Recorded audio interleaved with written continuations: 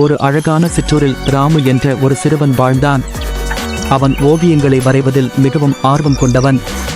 அவனது காலத்தை எல்லாம் சுவரில், தாளில், மணலில் வரைந்து கழிப்பதற்கே விருப்பம். ஒரு நாள் ராமு ஒரு அழகான பூனை ஓவியம் வரைந்தான். அந்த ஓவியம் வாழும் பூனை போலவே இருந்தது. ராமு அதை தனது நண்பர்களிடம் காட்டினான்.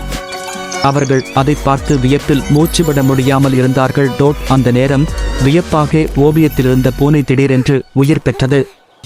அது மெதுவாக ஓவியத்திலிருந்து வெளியே வந்து நடை போட்டது. நண்பர்கள் அனைவரும் அதனை பார்த்ததும் பயந்து ஓடிவிட்டார்கள்.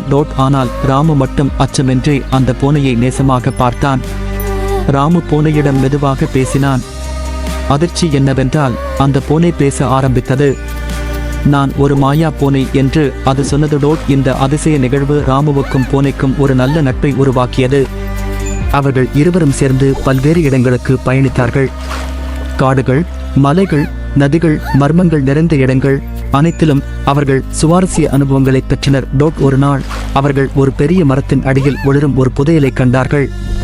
அந்த பெட்டியை திறந்த போது அதில் தங்க நாணயங்கள், வைரங்கள் மற்றும் மின்னும் ரத்தினங்கள் இருந்தன. பூனை மகிழ்ச்சியில் சுழன்று கொண்டிருந்தது. ராமு பரப்பான முகத்துடன் சிரித்தான். அந்த புதையலை பெற்ற பின் ராமுவும் அவனது நண்பர்களும் சந்தோஷமாக வாழ்ந்தார்கள். மாயா பூனை என்றும் ராமுவுடன் இருந்தது. இது ஒரு மாயமும் மகிழ்ச்சியும் கலந்த அழகான நட்பின் கதை.